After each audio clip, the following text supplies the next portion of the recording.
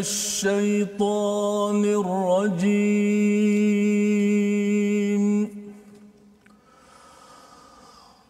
قل للذين كفروا ستغلبون وتحشرون إلى جهنم وبئس المهاد صدق الله.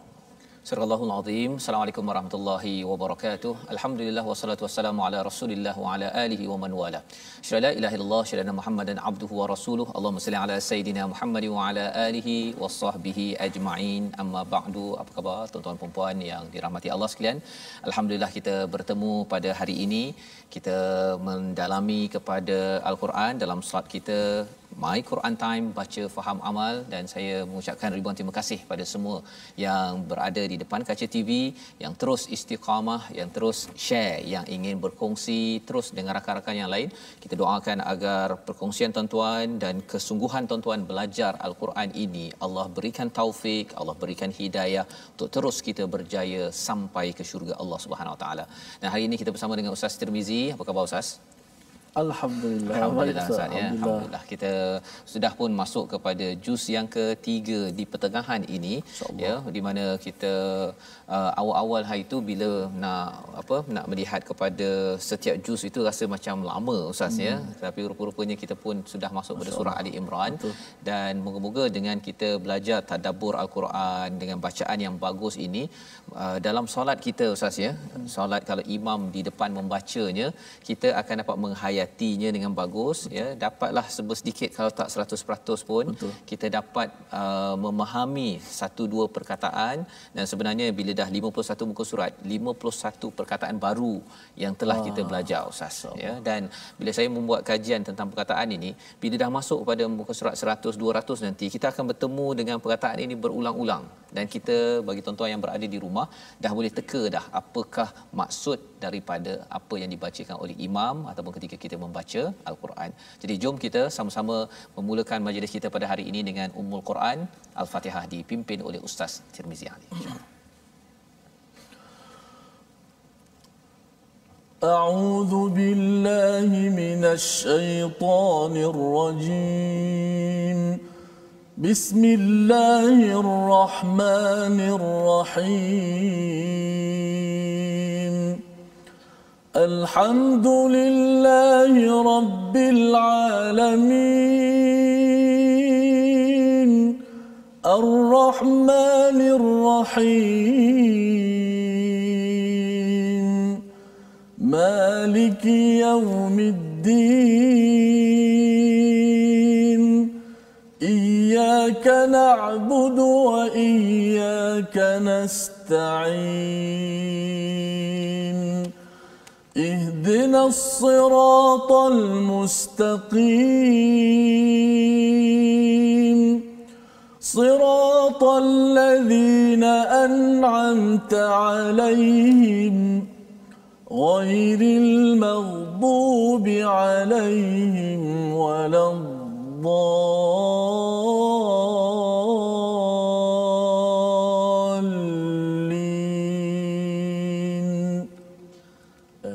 Amin amin ya rabbal alamin. Terima kasih diucapkan pada Ustaz Tirmizi, ya, membacakan surah Al-Fatihah sebagai permulaan kita pada hari ini, ya, agar kita terus kita memuji pada Allah Subhanahu Wa Taala.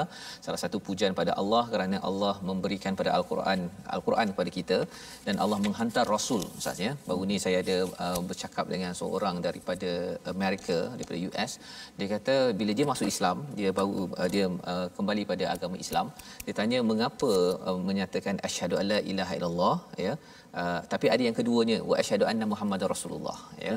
Jadi dia tertanya-tanya mengapa perlu diletakkan yang kedua itu. Cukuplah kata Allah itu satu, sudah cukup, ya. Tapi rupa-rupanya bila kita melihat balik kepada perkara yang kedua itu, Nabi Muhammad sallallahu alaihi wasallam itu adalah satu utusan Allah, tanda Allah ini amat sayang pada kita, ya. Kalau tidak Quran ni Ustaz, ya, letak je dekat Gua Hira ke dekat Gua Thur ke, masing-masing satu dunia pergi ke sana baca sendiri, rasa-rasanya apa jadi Ustaz? orang mungkin baca dia punya lahjah, dia punya cara bacaan dia macam-macam, cara kefahaman pun macam-macam, ya. Tetapi bila ada role model, uswatun hasanah daripada Nabi Muhammad, itu satu yang kita ingin ucapkan alhamdulillah pada hari ini.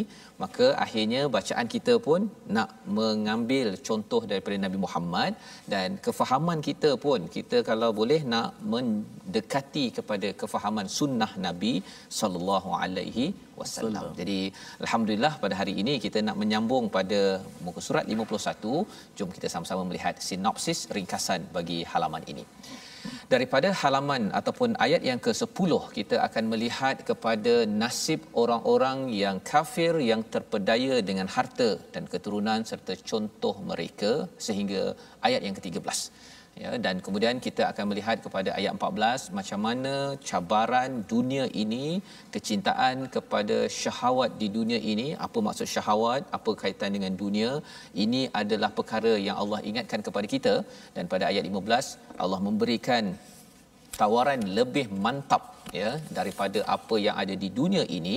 Ya, bukan maksudnya kita buang dunia, tetapi kita uruskan dunia dengan cara yang betul agar kita dapat syurga yang lebih baik daripada apa yang ada di atas muka bumi ini, insya-Allah. Jadi mari sama-sama kita mulakan dahulu daripada ayat 10 hingga 13. Bagi tuan-tuan yang berada di rumah boleh ambil mushaf, ya. Adik-adik yang ada boleh bersedia dengan air sembahyang yang ada, kita buka mushaf elok-elok pada hari ini. Lantaran surah Ali Imran ini adalah surah yang special, Ustaz, ya. Dia bercerita tentang bagaimana nak kuat prinsip, nak kuat kebenaran dalam diri kita, ya. Seperti mana keluarga Imran, ya. Ali Imran itu, al itu maksud Ali itu maksudnya keluarga, Imran itu adalah Imran, seorang tokoh yang diangkat, dan daripada keturunan inilah lahirnya seorang insan wanita suci yang bernama Maryam. Ya. Baik Ustaz, kita mulakan. Baik, terima kasih Fadil Ustaz Fazrul. Seterusnya penonton-penonton sahabat My Quran Time baca faham amal, boleh kita share terlebih dahulu siaran kita. Moga-moga sahabat-sahabat di luar sana dapat sama-sama belajar Al-Quran, boleh membaca, boleh memahami isi kandungan daripada ayat-ayat Allah Subhanahu Wa Taala. Kita nak mendengar kata-kata daripada Allah Subhanahu Wa Taala agar sama-sama kita sematkan dalam diri kita untuk kita menjalani kehidupan, insya-Allah. Sedar tak sedar kita dah masuk surah Ali Imran dah. Surah kedua, surah ketiga, ya. Al-Fatihah, Al-Baqarah dan surah Ali Imran pada juzuk yang ketiga, alhamdulillah. Masih lagi berkenaan dengan keimanan orang yang memilih kekufuran, nasib, sebagaimana sinopsis tadi. Kalau di awal permulaan surah ini menceritakan tentang Allah Taala memperkenalkan dirinya sebagai Tuhan yang satu yang mesti ditaati, diibadati, disembah, dan bagaimana nasib orang-orang yang memilih kekufuran ini sudah pasti akan menemui jalan yang nasib yang sangat rugi. InsyaAllah kita baca daripada ayat yang ke-10 hingga 13 dengan tarannum nahawan. A'udzu billahi minasy syaithanir rajim. Innal ladzina kafaru lan tughniya 'anhum amwaluhum wala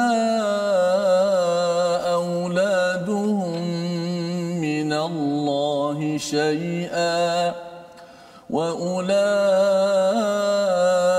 هم وقود النار كدأب آل فرعون والذين من قبلهم كذبوا بآياتنا فأخذهم الله بذنوبهم والله شديد العقاب قل للذين كفروا ستغلبون وتحشرون إلى جهنم وبئس المهاد قد كان لكم آية في فئتين التقتا فئة تقاتل في سبيل الله وأخرى كافرة يرونهم مثليهم رأي العين والله يؤيد بنصره من يشاء إن في ذلك لعبرة لأولي الأبصار صدق الله العظيم. Surah Al-Azim, begitulah bacaan daripada ayat 10 hingga 13 Ustaz ya. Terima kasih ucapkan. Itu bacaan yang menjelaskan tentang ciri orang yang kufur, yang kafir kepada Allah SWT. Semalam kita berbincang tentang orang-orang yang beriman.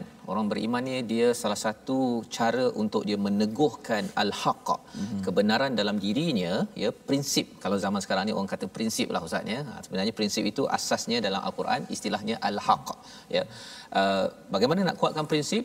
Surah Ali Imran ini memberikan ceritanya, pasal dalam surah ini ada cerita tentang Badar, ada cerita tentang Uhud. Maksudnya pasal Badar ini lambang kepada sahabat yang memegang prinsip. Kemudian pada perang Uhud itu ada cerita tentang ada sebahagian daripada tentera Muslim yang tidak berpegang pada prinsip. Dan itu yang kita nak belajar, macam mana nak pastikan anak kita, diri kita ini, waktu kita mungkin harta tak banyak, ketika harta banyak, bila pangkat kecil, pangkat besar, kita masih lagi berpegang kepada prinsip kebenaran dalam kehidupan sehingga kita tidak mudah goyah di dalam kehidupan. Jadi kalau semalam kita berbincang tentang orang yang beriman, pada hari ini kita bincang sedikit tentang orang yang kufur, iaitu Allah menyatakan sesungguhnya orang yang kafir bagi mereka tiada berguna yang pertama harta benda dan anak-anak mereka terhadap Allah Subhanahu Wa Taala. Ya. Allah menyatakan mereka itu, ya, semua perkara itu wa ulaikahum waqudun nar. Mereka menjadi apa? Saya ada kat sini. Seperti kayu api Ustaz. Bahan bakaran. Kayu api ni. Kayu api kan. Maksudnya harta yang kita rasa macam amat bagus ataupun anak ya, tetapi apabila orang itu kufur, tidak menggunakan dengan cara yang baik, sebenarnya dia tukar anak dia jadi bahan bakaran api neraka. Nauzubillah min dzalik. Tetapi bagi orang yang beriman, harta peluang untuk dia menambah amal ya, dan kemudian apa? Anak adalah untuk dia menjadi aset. Menjadi aset sehinggakan anaknya itu dididik dengan surah Ali Imran. Itu sebabnya Ali Imran dia punya, kalau kita akan tengok nanti, si isteri sudah bernazar ya, kalau boleh anak yang dikandungnya itu adalah untuk menjadi aset yang akan berjuang pada jalan Allah Subhanahu Wa Taala untuk buat kebaikan. Bukannya sekadar lahir anak kemudian biarkan anak itu nak buat apa sahaja, tetapi dirancang berdasarkan pada panduan daripada Allah. Maka ini daripada ayat yang ke-10, kada bi ali fir'aun, Allah membawakan kisah ataupun contoh siapa orang yang kufur yang tidak memanfaatkan harta dan juga anak, iaitu Firaun dan juga orang-orang sebelum ini. Ya, istilah yang digunakan di sini adalah kadabi Ustaz ya. Da'aba ini maksudnya berusaha bersungguh-sungguh dan bersungguh-sungguh untuk mendapatkan sesuatu perkara. Jadi macam Firaun ni nak dapatkan pangkat, nak dapatkan harta, pengaruh, dia berusaha bersungguh-sungguh. Kalau kita tengok kepada orang-orang sebelum ini, contohnya kaum Ad, kaum Samud, mereka ada anak, mereka ada rumah yang besar, semuanya berusaha bersungguh-sungguh. Dan memang kita pun berusaha bersungguh-sungguh Ustaz ni untuk dapatkan perkara itu. Tapi Allah menyatakan kadzabu biayatina. Mereka itu mendustakan ayat-ayat kami, maka kesannya apa? Allah fa'akhadhahumullah. Allah menyeksa mereka bidunubihim. Jadi sebenarnya mengapa sesuatu kaum itu diseksa di dunia ini? Kerana dosa Ustaz. Kerana dosa. Itu sebabnya kita kena selalu istighfar kepada Allah Subhanahu Wa Taala. Dalam surah ini pun ada formula bagaimana kita ini terus dibantu oleh Allah kuat prinsip kebenaran. Kerana apa? Kerana kalau kita bergelumang dengan dosa, maka Allah menyatakan wallahu syadidul iqab, iaitu sangat berat siksaan Allah. Di mana? Di dunia siksaannya berat, apatah lagi apabila sampai ke akhirat. Dan Allah memberitahu dalam ayat yang ke-12, Allah spesifikkan lagi, katakanlah lilladzina kafaru, ya, kepada orang-orang kafir itu, mereka ada dua kali dua ancaman yang Allah beritahu dalam ayat yang ke-12 ini, Ustaz. Ya, yang pertama apa, kalau kita kufur, nauzubillah min zalik, kita tidak mahu jadi begini. Yang pertama, satu labun, iaitu mereka akan dikalahkan di dunia. Di dunia lagi dah kalah dah, ya. Dan yang keduanya, watuhsyarun, iaitu mereka akan dihalau, ya, bukan watajmaun, ya, tetapi di watuhsyarun, dihalau ila jahannam. Kalau dalam surah Az-Zumar ada juga orang beriman dihalau, tapi ila jannah, ya, zumara, dengan kumpulan. Tapi kalau di sini Allah kata dihalau, tapi dihalau kepada neraka Allah Subhanahu Wa Taala, ya, nauzubillah. Ini perkara yang kita tidak mahu berlaku bila tidak menggunakan prinsip cara pengurusan harta dan anak menurut Al-Quran. Dan Allah nyata pada hujung ayat 12 itu, wabi'sal mihad, ini adalah seburuk-buruk buaian. Sebenarnya al-mihad ini daripada perkataan mahdi, Ustaz, ya, buaian. Jadi buaian ni sepatutnya tempat seronok kan? Seronok kan? Tempat yang mendamaikan, ya. Kalau anak baby, Ustaz, ya, kalau bayi tu kalau dia rasa ni kita letak dalam buaian, dia akan tertidur, kan? Kalau kita pun tepi pantai, Ustaz, ya, ada hammock tu, kan, macam buaian tu, kalau kita itu amat menyamankan. Jadi Allah menggunakan perkataan mihad di sini nak menceritakan sepatutnya mereka ini nak cari tempat yang tenang, tapi Allah beritahu ini tempat yang paling teruk untuk kamu mencari ketenangan. Kerana apa? Kerana mereka amat tenang mengambil harta dan anak ini dengan cara mereka sendiri. Tidak mahu ikut kepada panduan daripada Allah Subhanahu Wa Taala. Dan ini membawa kita kepada analisis ataupun komentar Allah kepada orang-orang yang bukan Islam, kepada kita juga, ya, tentang selepas perang Badar, Ustaz. Ya, apakah ceritanya? Iaitu qad kana lakum ayatun fi fi'atainil taqata, ya, iaitu sesungguhnya telah ada tanda bagi kamu pada dua golongan yang berhadap-hadapan, iaitu pertemuan di antara kaum muslimin dengan kaum musyrikin dalam perang Badar, satu tempat dekat Madinah, ya. Ini adalah perang pertama yang diikuti oleh Nabi Muhammad sallallahu alaihi wasallam, ya, dan sebenarnya asalnya mereka nak ambil harta mereka je, Ustaz. Nak tahan kepada kafilah musyrik itu, ambil harta mereka yang mereka rampas, mereka ambil daripada Mekah itu, nak ambil bahagian mereka. Tapi ketentuan Allah ialah mereka berperang. Ya, tak ada senjata pun, ada pelepah tamar begitu sahaja. Tapi disebabkan oleh apa? Kerana mereka itu ada prinsip kebenaran, ada iman yang kuat yang dibina, maka Allah memberikan kemenangan. Fi'atun tuqatilu fi sabilillah wa ukhra kafiratun yarawnahum mithlaihim ra'yal ain. Ya, apa yang berlaku pada waktu itu? Orang-orang yang satu golongan berperang di jalan Allah dan yang lain kafir yang melihat dengan mata kepala bahawa mereka orang muslim dua kali ganda daripada mereka, ya, minimum dua kali ganda. Tapi sebenarnya mereka orang Islam ada 300 lebih je, Ustaz. Ya, yang orang bukan Islam ada 1000 orang. Tetapi orang yang bukan Islam ini, musyrik ini, dia lihat orang Islam itu ramai. Pasal apa? Pasal Allah memberi kesan kepada pemikiran mereka dan malaikat yang turun pada waktu itu. Mengapa malaikat turun? Malaikat nak bantu kerana orang-orang ini adalah orang yang beriman pada Allah, minta bantuan, maka Allah turunkan bantuan. Tetapi bagi orang yang Islam pula macam mana? Dia walaupun 1000 nampak banyak, tetapi bila Allah nampakkan kepada ketenangan pada mereka, mereka rasa okey, tak ada apa, ya. Jadi ini perkara yang penting untuk kita pada tahun ini, untuk kita melihat apa. Kadang-kadang kita rasa bahawa kita umat Islam ni tak berapa ramai contohnya, Ustaz, ya, ataupun orang yang nak kembali kepada agama Islam, kembali pada Quran ni tak berapa ramai, ya. Nak baca Quran selalu tak berapa ramai. Pada waktu itu apa yang perlu kita ingat bahawa kalau kita betul-betul, ya, wallahu yu'ayyidu binasrihi may yasha, bila kita betul-betul yakin Allah menguatkan dengan pertolongan Allah, kesannya apa? Yang ramai ini pun kita akan pandang kecil, ya. Tapi itu bukan boleh dibuat-buat, itu hanya dengan nasr, dengan pertolongan daripada Allah Subhanahu Wa Taala. Inna fi dzalika la'ibratan liulil absar. Ini adalah pelajaran yang penting bagi orang yang nampak bukan dengan mata kepala, tapi nampak dengan mata hati, Ustaz, ya. Jadi ini yang Allah bawakan kepada kita Pasal mata hati kita ini selalu tercala, Ustaz. Ataupun mata hati kita ni dikaburi, dia akan jadi macam tak berpeterang. Apa sebabnya? Sebabnya itu diterangkan pada ayat 14 yang kita akan tengok balik semula. Itu sebabnya sebelum kita pergi pada ayat 14, nak minta Ustaz tengok balik kepada ayat yang ke-12 itu, Ustaz, ya. 12 Yang Ustaz 12 ya. Ustaz kalau boleh ataupun ayat 13 lah, Ustaz. Ayat 13 ini, pasal ayat ini menjelaskan kepada kita bahawa kecil tidak semestinya kalah, besar tidak semestinya menang, ya. Tetapi yang menyebabkan kemenangan kepada kita itu adalah nasr, pertolongan daripada Allah, ya. Ibu-ibu, ayah-ayah yang kata bahawa saya dah bagi duit, dah buat macam-macam kepada anak saya, kejayaan sebenarnya kepada keluarga kita bukanlah kerana kita usaha, okey, tentera Islam pun berusaha juga, ya. Tetapi sebenarnya yu'ayyidu bi nasrihi wallahu yu'ayyidu bi nasrihi may yasha, dan ini adalah cara pandang orang yang ada mata hati. Sila, Ustaz.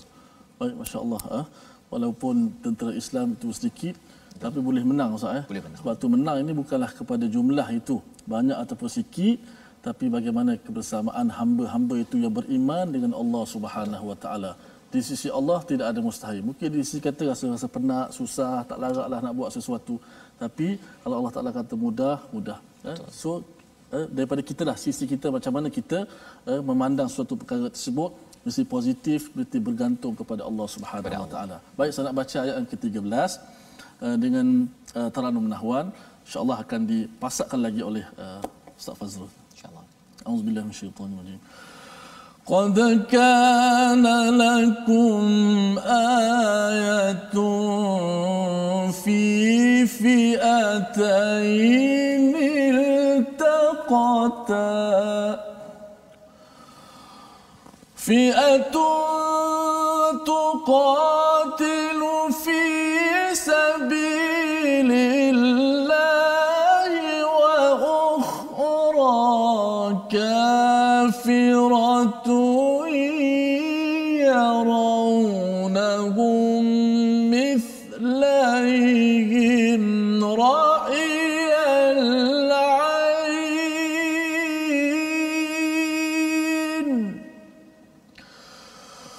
والله يؤيد بنصره من يشاء إن في ذلك لعبرة لأولي الأبصار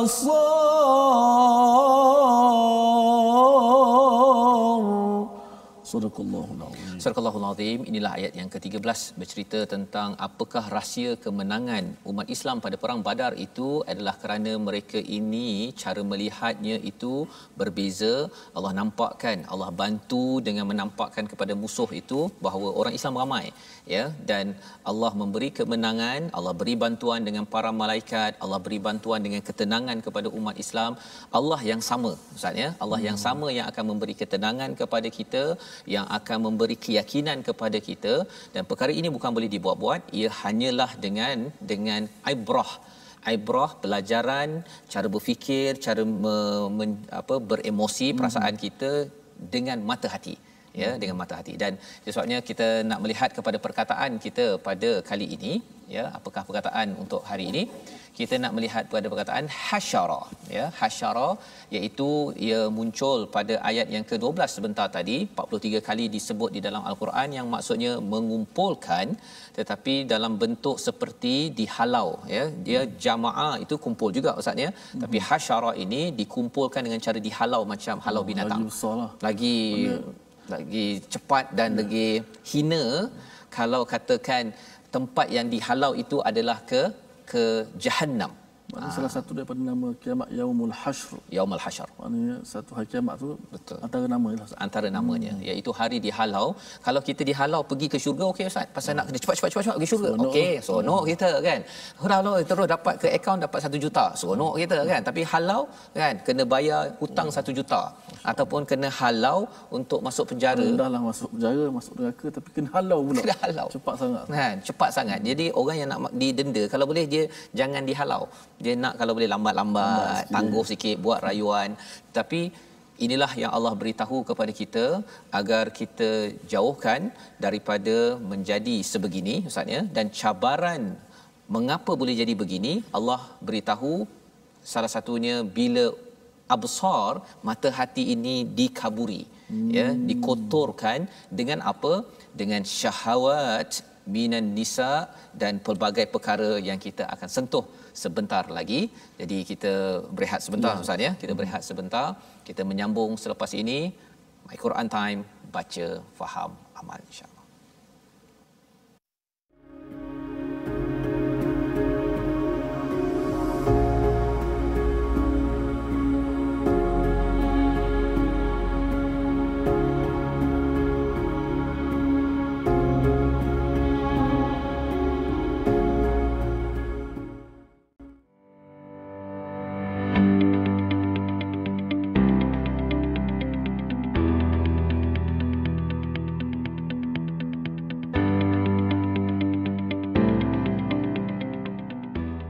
Alhamdulillah, kita bersyukur dapat sekali lagi bersama-sama dalam My Quran Time, baca, faham dan amal.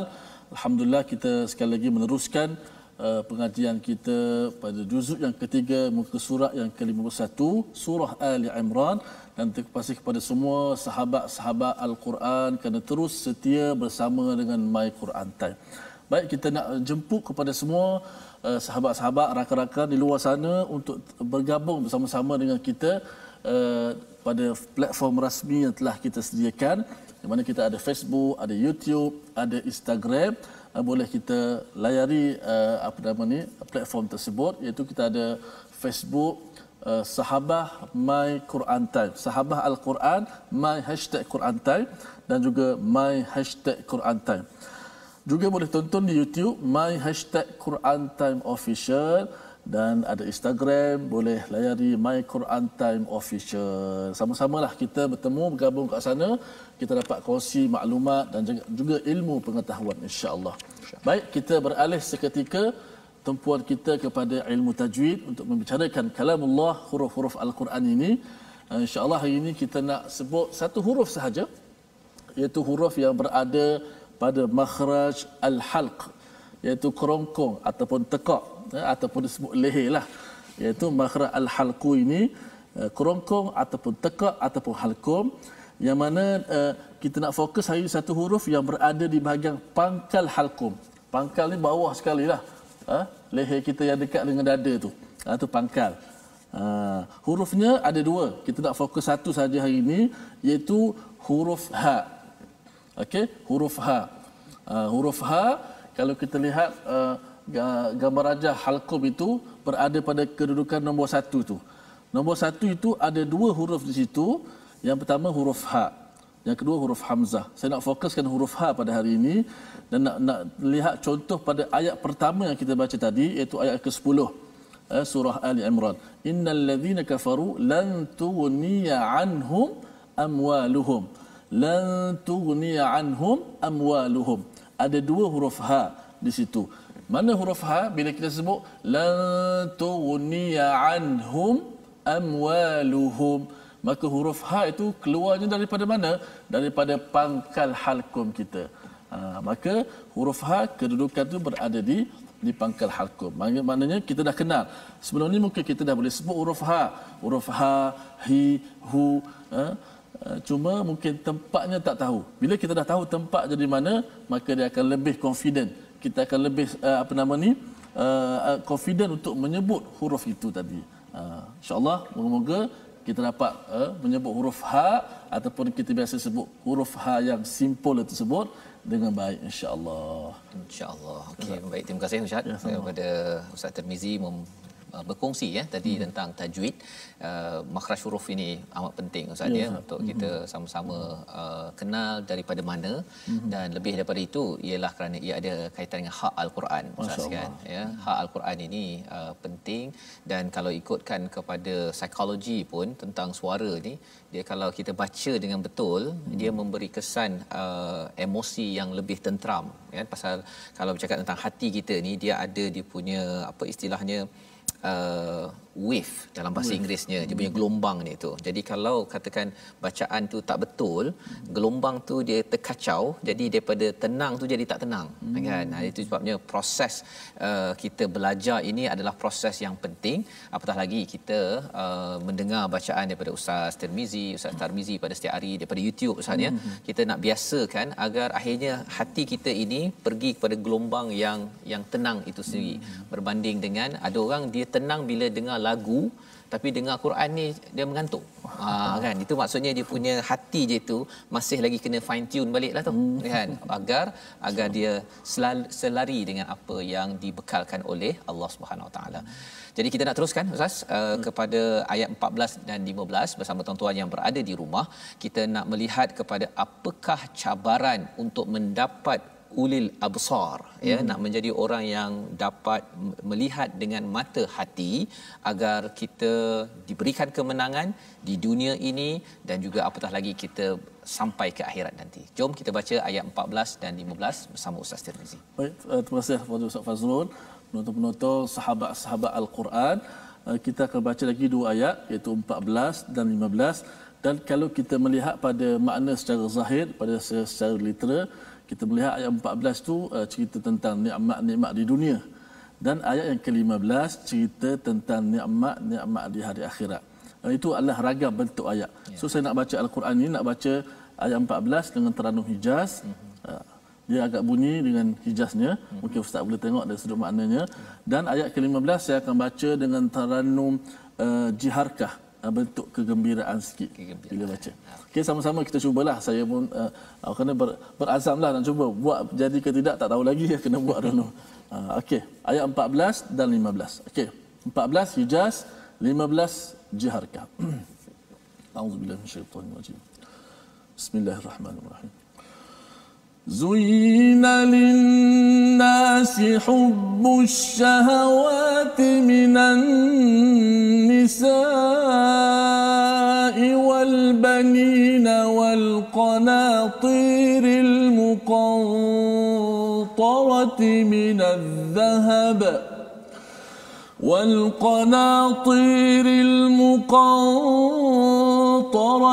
من الذهب والفضة والخيل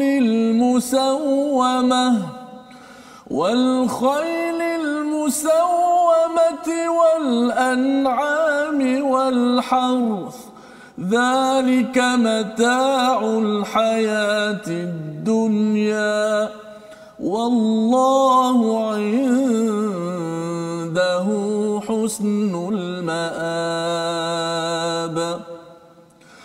قل أنبئكم بخير من ذلكم للذين اتقوا عند ربهم جنات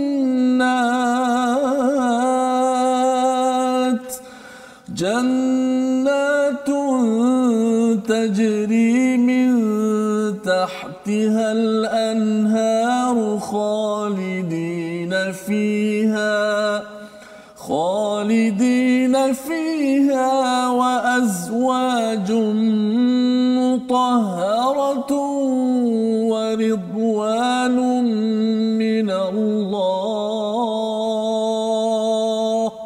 والله بصير بالعباد. صدق الله العظيم. Surahul Azim, itu daripada ayat yang ke-14 15 Ustaz ya, bercerita tentang bagaimana kita nak mengubat, nak memastikan dalam diri kita ini kita menjadi ulil absar, orang yang mata hatinya terang, dapat mengambil ibrah, ya, dapat mengambil pelajaran daripada apa yang pernah berlaku pada perang Badar. Ya, daripada perang Badar, satu perjuangan di mana menangnya umat Islam kerana ABC, kerana iman, ya Ustaz ya, dah tahu dah. Dan kemudian kalau kita melihat kepada bagaimana Allah membantu perjuangan Nabi dalam perang Badar, itu sebenarnya bukan bermula pada tahun pertama Hijrah, tetapi pasukan Badar itu sudah dilatih sejak daripada Mekah. Mereka melalui fasa-fasa keimanan yang getir, maka akhirnya mereka ini menjadi orang yang imannya kuat dan layak untuk mendapat bantuan daripada Allah Subhanahu Wa Taala. Maka cabaran untuk absar ini, mata hati kita ini terus terang, Allah menyatakan zuyyina lin-nasi hubbus syahawati minan nisa, dijadikan terasa indah dalam pandangan manusia cinta terhadap apa yang diinginkan. Yang pertama berupa perempuan-perempuan. Ya, ini adalah cabaran yang pertama. Allah nyatakan di sini apabila kita bercakap tentang orang di Mekah, Ustaz ya, mereka itu habbaba ilaikumul iman. Allah campakkan, Allah tanamkan benih iman kepada mereka sehingga kan mereka nampak cantik iman itu, ya. Itu yang berlaku kalau kita lihat dalam surah Al-Hujurat. Tetapi dalam ayat ini, kalau iman itu tidak dibajai, maka yang akan tumbuh ialah syahawati minan nisa, iaitu suka daripada wanita-wanita. Dan ayat ini spesifik kepada orang lelaki, ya, psikologi lelaki. Pasal apa? Pasal senarai ini, Ustaz ya, senarai ini memang ini jelah orang lelaki dekat sini je. Kalau ada orang kata apa rahsia lelaki, dekat sini sajalah. Okey, Allah beritahu awal-awal. Tetapi bagi kumpulan perempuan macam mana, tak dijelaskan secara spesifik. Pasal orang perempuan ni, Ustaz ya, dia berbeza-beza. Berbeza-beza. Dia kadang-kadang hari ini mungkin dia rasa macam saya suka gelas, kan, cantik betul gelas kan. Ataupun besoknya mungkin tak suka gelas, dia mungkin rasa macam langsir pula. Ataupun lusanya mungkin suka pula jom bercuti bang, kan. Lusa lagi dia cakap jomlah kita bercakap bang, dapat bercakap dengan abang pun cukup, kan. Tapi besok lagi cakap bukan cakap macam ni, cakap begini pula, dia berubah-ubah, ya. Tetapi bagi orang lelaki dia beginilah dia, ya. Ini sahaja dia punya rahsianya. Maksudnya rahsianya apa? Apa dia? Apa rahsia? Rahsianya ialah orang lelaki dia pusing-pusing pun kat sini saja, tetapi bagi golongan wanita dia lebih daripada apa yang disenaraikan. Jadi tidak diletakkan dalam bentuk checklist sebagai senarai semak. Panduan untuk siapa? Bagi suami, bagi ayah, kena mengeraikan tentang relatif perkara-perkara yang disukai oleh golongan wanita, ya. Pasal hari ini mungkin dia rasakan bahawa telefon ni cantik dan dia amat suka, tapi mungkin besok dia dah lain pula, ya. Perkara-perkara ini adalah psikologi yang berbeza, bukan untuk menunjukkan kelemahan tetapi untuk kita sama-sama uruskan dengan baik. Maknanya suka kepada perempuan tak salah, suka kepada dunia tak salah, tapi mesti membajai iman tadi. Mesti bimbing dengan agama lah. Bimbing tak salah lah, maknanya gelas kan tak salah lah. Tak salah. Ya, itu sebabnya hubbu ini, satu kecintaan ini adalah fitrah satu fitrah, ya, fitrah. Dan kalau orang yang lelaki tak suka perempuan, itulah bahaya. Itu bahaya. Something. Okey. Sama jugalah kalau perempuan dia tak suka gelas-gelas ke, tak suka cantik-cantik ke, kan. Dia tak suka pada perkataan yang cantik-cantik ataupun langsir cantik-cantik. Yang itu ada masalah sikit pada wanita tersebut. Allah nak beritahu itu, tapi jangan sampai ekstrim. Maksudnya jangan sampai ekstrim. Maksudnya kalau yang pertama ekstrim cinta syahwat minan nisa itu tidak dipandu dengan iman, jadilah seperti orang kufur sebentar tadi. Ya, ataupun yang keduanya apa? Wal banin, daripada wanita ini lahirnya anak. Kalau ekstrimnya apa? Iaitu ada yang menggunakan anak khas untuk nak menunjuk-nunjuk kepada orang lain. Yang itu. Tapi kalau katakan contoh Nabi Zakaria berdoa, kalau kita tengok dalam surah Maryam pun, Nabi Zakaria memohon untuk mendapatkan anak, tapi anak itu adalah untuk meneruskan legasi kebaikan, maka itu adalah dibenarkan. Dan seterusnya apa? Psikologi manusia, wal qanatiril muqantarah, iaitu harta benda yang banyak yang berlimpah-limpah. Ya Ustaz ya, dia kalau macam ada kereta lah Ustaz ni, ada kereta sebiji. Psikologi manusia ini dia kalau boleh ada 2 biji. Kan. Tak boleh lagi kalau boleh ada 3 biji. Kan. Dan bila ada kereta baru lagi keluar di pasaran, dia kalau boleh nak yang itu dan yang itu dan nak yang itu. Ya. Jadi berbiji-biji bertingkat-tingkat ini, kalau boleh kereta je bang, boleh tak kita nak kereta yang terbang? Contohnya lah kan, yang ini. Ini kereta terbang ni. Kan, helikopter. Kalau boleh dia nak. Dan ini adalah psikologi manusia, Ustaz ya, pada tuan-tuan sekalian. Allah membawakan perkara ini, salah satu yang bertumpuk-tumpuk yang dia nak bina ini, yang pertama minaz zahab wal fiddah. Ya, yang kita cakap tadi tu, dia bermula dengan apa? Kalau boleh dia nak emas, nak bertumpuk-tumpuk. Kalau dah ada sekeping, nak 2 keping, Ustaz. Kalau dekat Shah Alam tu saya ada tengok kedai emas, dia beratur panjang, Ustaz. Zaman sekarang ini, kan. Jadi itu adalah psikologi. Salah ke? Belum lagi. Dia bukan salah tak salah, tetapi ia perlu diuruskan dengan iman.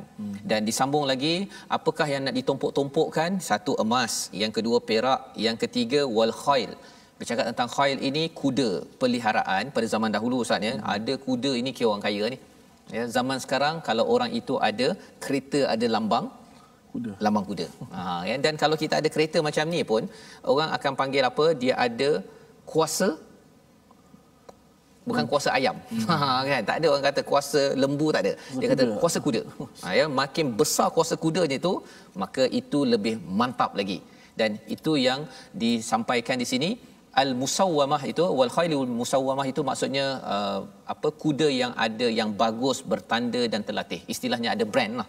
Kan, kalau dia beli kereta tak ada brand, dia tak tahu apa sangat kan. Tapi kalau ada brand, itu dicintai. Dan seterusnya wal an'am, binatang ternakan. Kalau zaman dahulu petani itu, zaman sekarang pun ada binatang ternakan, itu adalah aset penting.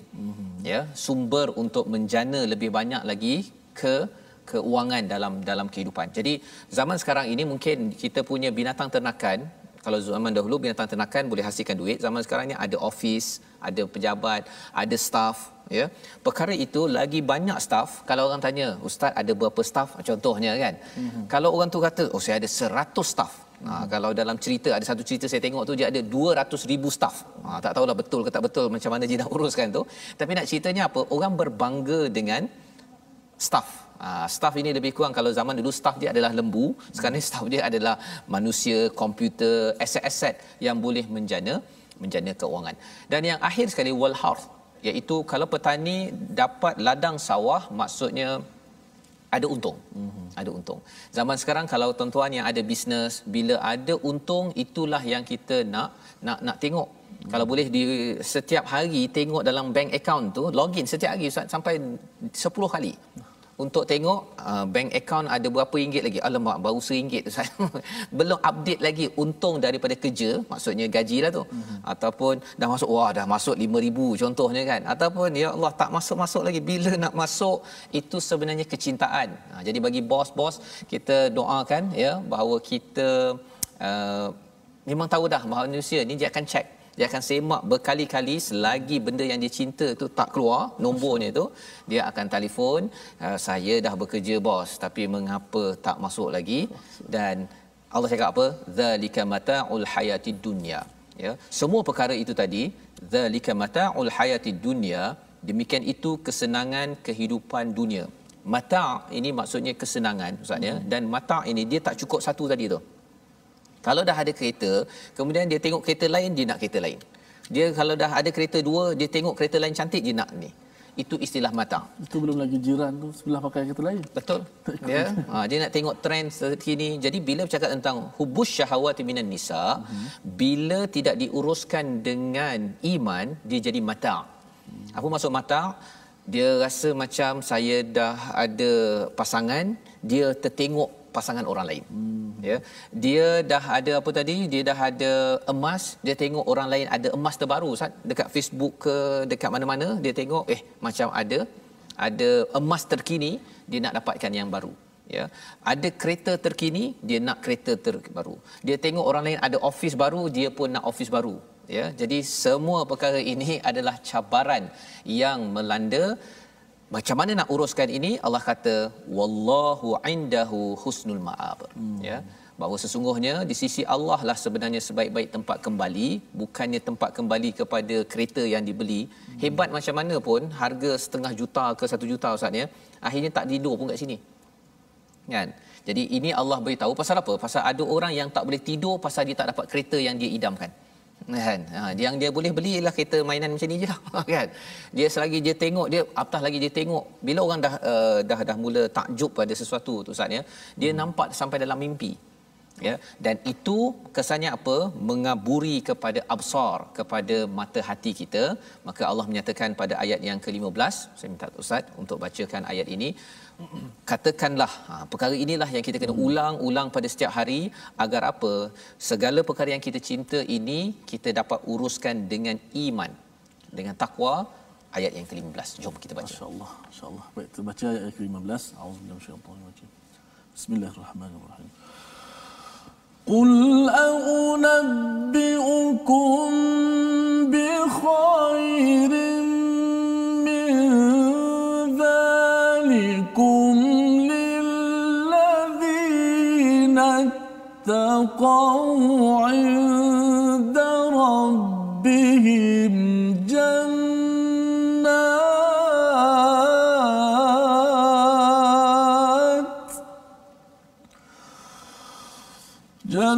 جنات تجري من تحتها الأنهار خالدين فيها وأزواج مطهرة مطهرة ورضوان من الله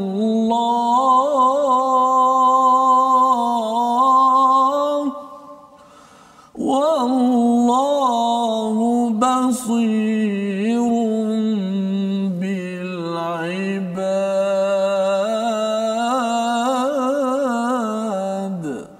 صدق الله العظيم. Katakanlah, mahukah aku kabarkan kepadamu apa yang lebih baik daripada yang demikian itu? Ya, maksudnya segala apa yang dicintai sebentar tadi, ia perlu diuruskan. Kerana apa? Kerana semua perkara itu tidak boleh dibawa sampai ke alam kubur dan juga ke akhirat nanti ustaz ya. Tetapi cabarannya ialah perkara ini memang kita cinta. Bila cinta ini, dia akan masuk juga idea tentang harta, tentang wanita dan sebagainya ini.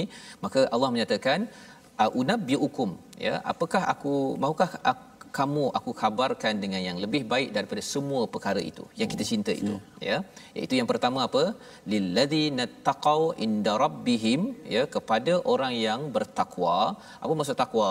Nak menjauhi daripada perkara-perkara yang merosakkan. Apa yang merosakkan? Tadi hubbus syahwati minan nisa ya, wal banin wal qanatir, semua perkara yang dinyatakan dalam ayat 14 itu, dia kalau tak diuruskan dengan takwa, dia akan membawa masalah kepada orang tersebut. Absar, mata hati akan kabur dan akhirnya dia akan terjerat dengan dunia ini masuk ke jahannam, naudzubillah. Jadi Allah menyatakan yang lebih baik daripada perkara itu ya, kita rasa macam wah ini baik ni, banyak baik. Tapi yang lebih baik daripada itu yang pertama apa? Jannatun tajri min tahtihal anhar, iaitu syurga yang di bawahnya air sungai yang mengalir. Itu yang pertama ya, Allah nyatakan. Mengapa Allah cakap begini? Kerana kalau ustaznya, kalau kita jalan ke tempat yang cantik, biasanya kalau saya bawa anak saya pergi ke hotel ke, kadang-kadang abah boleh tak kita duduk dekat sini hotel ni lama-lama abah. Kan itu adalah fitrah manusia ya. Anak pun ada begitu dan ayahnya pun kalau boleh memang nak duduk dekat tempat cantik itu, ada sungai, ada laut apa sebagainya. Tak mampu sangat mahal ya. Jadi yang lebih baik daripada itu apa? Ialah syurga yang Allah tawarkan. Allah bagi tahu dulu dia punya ganjarannya nak buat apa lepas ni. Yang pertama. Kemudian apa yang lebih penting, khalidina fiha. Tadi pergi hotel satu hari ustaz kena bayar sampai 500. Satu hari nak pergi tu kira duit ustaz kan. Okey, kecuali lah kalau bagi percuma okey lah ustaz kan, tapi kena bayar. Dan Itu satu hari. Kalau dapat duduk dekat hotel itu, tempat cantik tu selama-lamanya, siapa yang tak nak? Tetapi mahal. Kosnya amat mahal. Wa azwajuhum ataupun wa azwajum mutahharah, iaitu yang kedua, pasangan yang bersih. Ada dua maksud mutahharah ini. Satu, secara fizikal, bagi wanita tidak ada darah, tidak ada nifas dan sebagainya. Tetapi lebih daripada itu, bagi pasangan, dalamnya itu, hatinya itu mutahharah, iaitu amat suci, tidak ada dengki, tidak ada kata-kata bergaduh apa sebagainya, tak ada dah. Itu yang kedua. Dan yang ketiga yang paling mantap, Ustaz, ya, iaitu apa? Waridwanum minallah, ya, keredaan daripada Allah. Cuba kita bayangkanlah, Ustaz, ya, kalau katakan saya lah dulu, ya, ketika ayah saya masih lagi ada, bila dia cakap pada saya, dia panggil saya Fahmi kan. Fahmi, abah bangga dengan kamu kan. Macam Ustaz jugalah kan, bila ayah Ustaz cakap dahulu, ya, ayah bangga dengan kamu. Ustaz, ayah panggil apa Ustaz dekat rumah dulu? Bagi nama Tarmizi. Panggil Tarmizi kan. Tarmizi, ayah bangga dengan kamu kan. Bila ayah cakap begitu, Ustaz, apa perasaan Ustaz pada waktu itu? Masya-Allah. Tu tidak ada lagi pujian yang betul-betul ikhlas daripada pujian mak ayah kita. Mak ayah kita kan. Kalau orang lain tu mungkin langsung belanja makan. Belanja makan kan. Tapi mak ayah bila cakap begitu, pasal dia membesarkan dengan serba kepayahan, cakap begitu, itu adalah satu penyataan yang amat berharga. Oh, berharga, Ustaz. Di sini Allah nyatakan bukan mak ayah kita yang cakap, tapi redha Allah, bangga dengan kita. Waridwanum minallah, bukan kita redha pada Allah. Kita ini dapat sikit kaya apa dah redha dah kan, tapi ini Allah yang maha kaya redha kepada kita. Ini adalah 3 ganjaran yang lebih besar daripada apa yang dinyatakan pada ayat 14 sebentar tadi. Ada orang yang dapat ini, Ustaz, ya, tetapi orang tak redha. Dia tu pakai duit siapa tu? Contohnya kan. Ataupun apa saja dia tak ajak saya naik helikopter dia, contohnya. Tetapi bila Allah redha, kita dapat pasangan yang suci dan juga dapat syurga mengalir di bawahnya, itu sungai yang mengalir. Ini ganjaran yang lebih baik, lebih mantap yang Allah tawarkan. Wallahu basirum bil ibad. Allah itu amat melihat kepada hamba-hambanya. Maksudnya apa? Hamba-hambanya, bila ibad ini maksudnya hamba yang disayangi.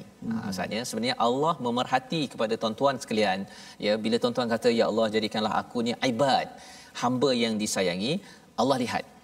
Kita mungkin tak ada apa Ustaz, tak ada sungai mengalir, ya. Mungkin kita tidak dapat kekal dekat hotel tadi, nak pergi hotel pun kira-kira duit, ya. Tapi Allah melihat bahawa kita kira-kira duit tersebut, Ustaz. Allah tahu bahawa kita adalah orang yang nak perkara tersebut tapi tak dapat. Allah tawarkan perkara tersebut. So macam mana kita nak tahu kita ini ibad yang disayangi? Inilah senarai yang kita akan belajar pada hari esok, Ustaz. Ya, pada hari esok. Jadi apakah kesimpulan daripada hari ini dahulu? Tuan-tuan boleh baca ayat 16 17, nanti dah tahu dah senarainya. Besok bila kita bincang tuan-tuan dah tahu. Tapi 3 resolusi yang kita nak bawakan pada hari ini, mari sama-sama kita perhatikan.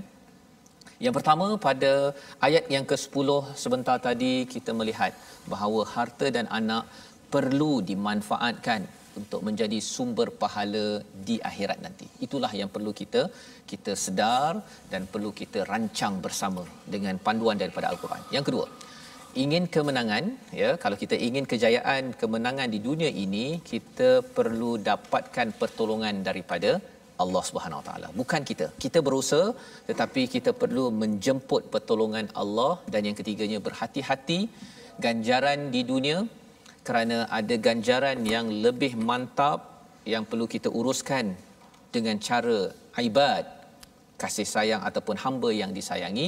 Inilah 3 resolusi yang membawa kepada doa kita pada hari ini, insya-Allah.